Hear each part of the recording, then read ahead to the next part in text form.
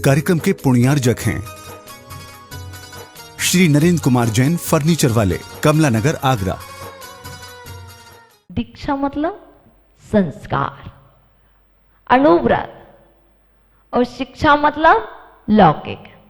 लौकिक शिक्षा को शिक्षा कहते हैं और धार्मिक शिक्षा को दीक्षा कहते हैं। अर्थात उस महीर चंद्र की शिक्षा और दीक्षा राजन के साथ हुई। राजन ने जैसी शिक्षा दी और वह गुणवान बालक बहुत अल्प समय में लौकिक शिक्षा और आध्यात्मिक शिक्षा में पारंगत हो गया।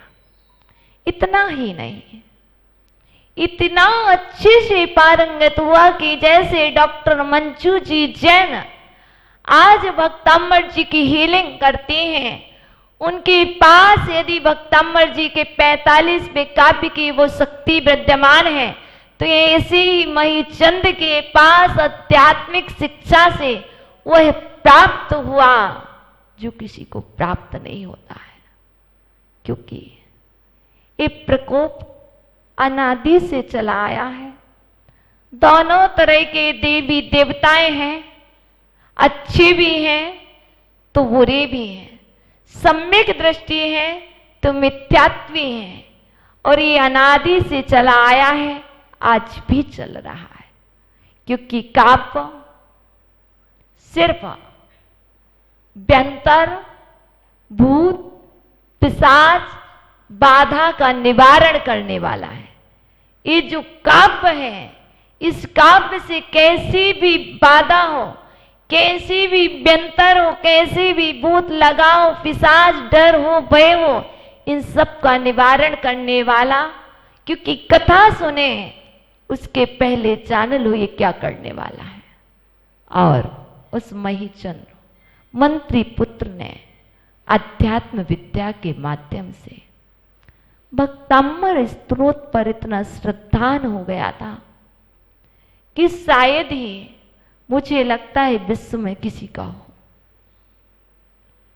और वह बालक अपनी शिक्षा के बाद मंत्री पद पर पदस्थ हुआ।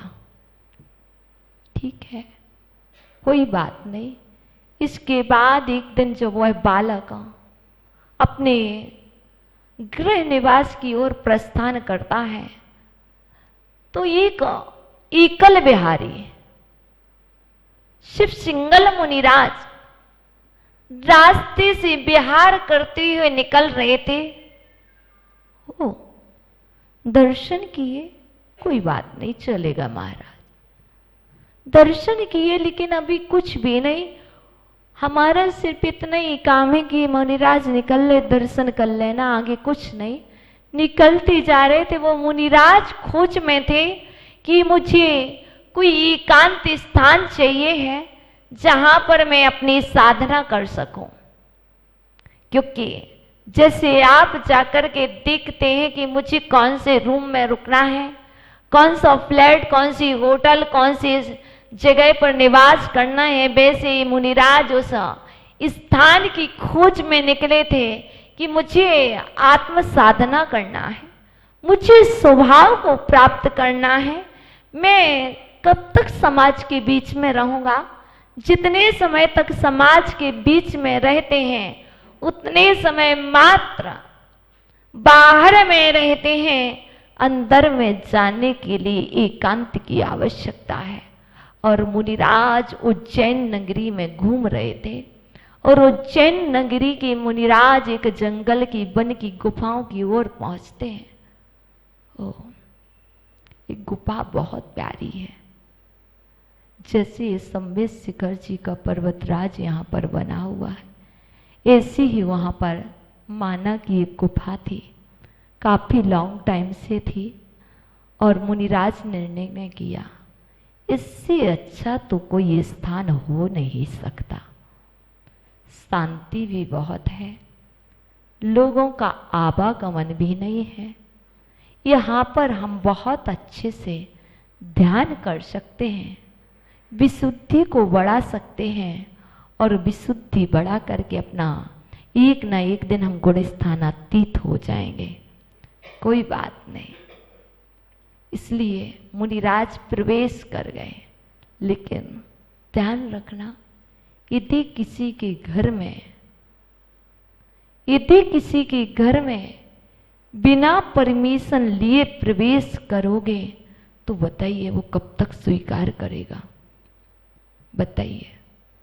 हम और आप होते हैं जो बिना परमिशन लिए अपना ही तो घर है, चलो, गलत।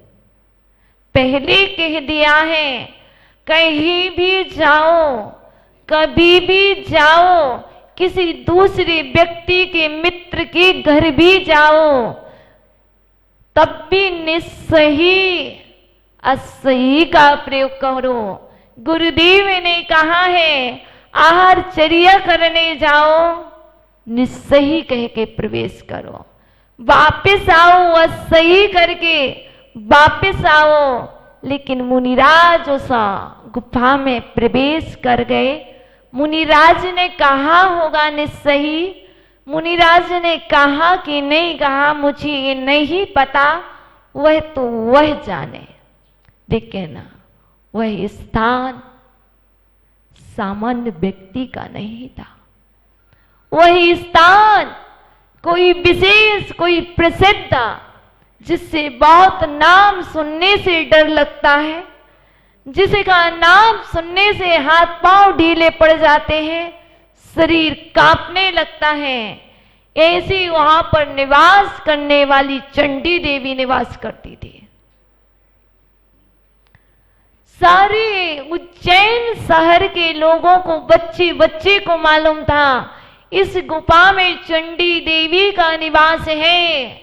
यदि इस गुफा में कोई प्रवेश कर जाए तो वापस नहीं आ सकता है।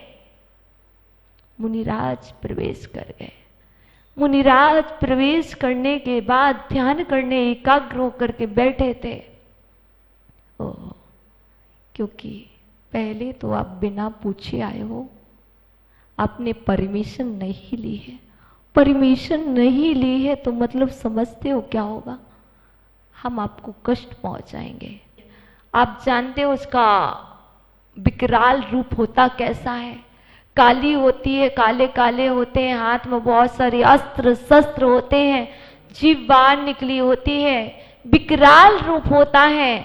और उस चंडी देवी ने मात्र अग्नि की बारिश करना प्रारंभ कर दिया। पत्थर भी बरसाए और उसने अपनी शक्तियों के द्वारा चीते, स्वान, नाना प्रकार के त्रियंच जानवर मुनिराज के ऊपर छोड़ दिए। और जब कभी 2-4 दिन बाद उस मार्ग से मुनिराज तो सोच रहे थे, पूर्वोपार्जित कर्म का उदय है, इसको समता से सहन करना होगा, तभी भगवान बनेंगे। मुनिराज तो कर्म को समझ करके सहन कर रहे थे और वह अशक्ति, जो अदृश्य शक्ति थी, वह घोर उपसर्ग किए जा रही थी। एक दिन मुकेश जैसे सम्यक दृष्टि श्रावक उस मार्ग से निकलते हैं और वहां पर तेज तेज से आवाज आती है, कौन होगा? विचार आता है, दिखने का कहीं ना कहीं से बाहर से झांक करके देखते हो, घोर उपसर्ग, क्या किया जाए? चलो एक काम करते हैं, मैं क्या कर सकता हूं, मैं तो बहुत छोटा हूं, मेरे बस की तो ये बात है नहीं। और मुकेश जी जाकर के श्री चंद्र राजा को संदेश देते हैं, राजन, अपनी उज्जैनी नगरी में दिगंबर तपोधन इतिराज पर घोर उपसर्ग हो रहा है, कुछ किया जाए राजन। लोग क्या कहेंगे? जैन श्रावक एक राज की रक्षा नहीं कर पाए। कौन श्रावक था जिस श्रावक ने मुनिराज को उस गुफा में प्रवेश कराया? धिक्कार है मुझे। और राजन अपनी प्रज्ञा चक्षु लगाते हैं, विचार करते हैं, ये उपसर्ग कैसे दोहराऊं। राजन को याद आता, मेरा प्रिय मंत्री वर्ग का पुत्र महीचंद्र को बुलाया जाए। महीचंद्र आता है, राजन नमस्कार हो। कहे क्यों याद किया? जाओ उस गुफा में दिगंबर तपोधन यतिराज पर चंडी देवी उपसर्ग कर रही है, उसे आज ही निकाल करके बाहर कर दीजिए। जी राजन, आपकी आज्ञा। वह नन्हा सा बालक जाता है, राजन के पास से प्रस्थान करता है। वो बोलना शुरू कर देता, नमो हरिहंताणम, नमो सिद्धाणम, नमो आईरियाणम, नमो अज्जायाणम, नमो लोये सभ्य सावणो। बस ये अनादि निधन मंत्र संकटहारी कल्याण कल्पद्रोम संपूर्ण उपद्रवों को नष्ट करने वाला ये महामंत्र वह छोटा सा बालक पढ़ता है और नमोकार मंत्र को पढ़ते पढ़ते प्रस्थान करते करते उस गुफा के समीप पहुंच जाता है। गुफा के समीप पहुंचते ही उस गुफा में भी नमोकार मंत्र को पढ़ते पढ़ते प्रवेश कर जाता है। मुनिराज के समक्ष बैठ जाता है जहां पर उपसर्ग हो रहा, और वहां बैठते ही उसने वक्तम्बर स्त्रोत के पहले काव्य से लेकर के पाठ करना प्रारंभ किया। और पाठ करते करते जैसे ही मानतुंग स्वामी की तरह वह 22वें और 23वें काव्य पर पहुंचा, वैसे ही वहां का उपसर्ग दूर होने लगा। सभी जो जीव जंतु त्रियंच प्राणी मुनिराज का भक्षण कर रहे थे, मुनिराज को नखों से नोच रहे थे, जो नाना तरह के उपसर्ग कर रहे थे, वह सभी मूक प्राणी, वह मायावी त्रियंच प्राणी शांत हो गए। और आगामी समय में जैसे ही एक 23 और 22 नंबर काव्य में निवास करने वाली एक सम्यक दृष्टि देवी वहां पर आती है, उसका नाम है मानस स्तंभिनी। मान को स्तंभित करने वाली मानस स्तंभिनी देवी वहां पर आती है और उस बालक से कहती है, वत्स बोलो क्यों याद किया? हे वत्स बोलिए, आपने मुझे क्यों याद किया? शांति मूर्ते मां। बालक ने कहा, शांति मूर्ते मां, शांति मूर्ते मां। उस बालक ने कहा, हिंदी में समझाओ। समझ नहीं पड़ा, मुझे मालूम है। उस बालक ने मात्र एक ही वाक्य कहा, शांति मूर्ते मां, शांति मूर्ते मां। और वह देवी प्रस्थान कर रही थी, लेकिन बताऊं, उस बालक ने कहा, हे मां, मुझे कुछ नहीं चाहिए है, मैं आपसे क्या मांगू? हे मां, यहां पर निवास करने वाली जो अदृश्य शक्ति है उसे यहां से निकाल दो, यहां पर शांति कर दो, यहां का उपसर्ग समाप्त कर दो मां, और मुझे कुछ नहीं चाहिए। देखो यहां दिगंबर तपोधन पर उनने क्या बिगाड़ा है जो उनके ऊपर ये उपसर्ग हो रहा है।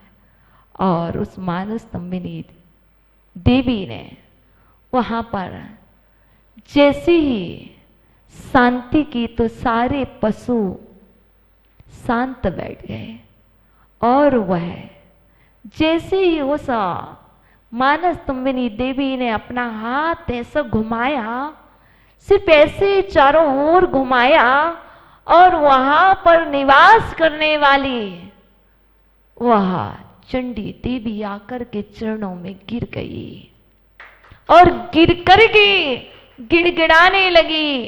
क्या बोलती है? मेरी अज्ञान रूपी अपराध को क्षमा कर दो। मानस्तंभिनी देवी कहती है,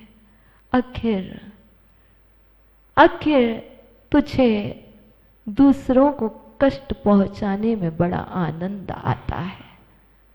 जिसने कुछ भी नहीं किया उसको इतना कष्ट पहुंचाने में तुझे क्या मिलता है?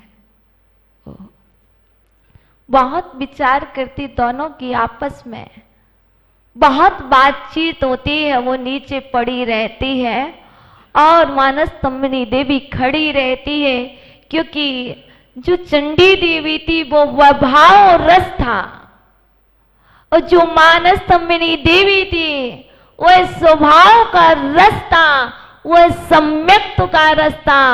और स्वभाव के रस से विभाव का रस दूर हो जाता है। ऐसे उस देवी ने, चंडी देवी ने भी मानस्तंभिनी देवी के चरणों में पड़ करके अपने सारे अपराधों की क्षमा मांगी। मुझे क्षमा कर दो, मैं भी आज से सम्यक्त को प्राप्त करती हूँ। आज से मैं संकल्पित होती हूँ कि मैं किसी को कष्ट नहीं पहुँचाऊंगी, सभी की मदद करूंगी। शांति मूर्ते माँ। और उस मानस्तंभिनी देवी ने उस चंडी देवी को सम्यक दृष्टि बना दिया। धन्य है यदि आप स्वयं पाठ करते हैं तो ये मत सोचिए कि जो सामर्थ्य साधु संतों में है वही सामर्थ्य तुम्हारे अंदर में है। तुमने अपने अंदर की सामर्थ्य को नहीं देखा। यदि डॉक्टर मंजू जैन के अंदर सामर्थ्य ना होती तो आज आप सभी बार बार ना बुलाते, आप बार बार उनको ना सुनते।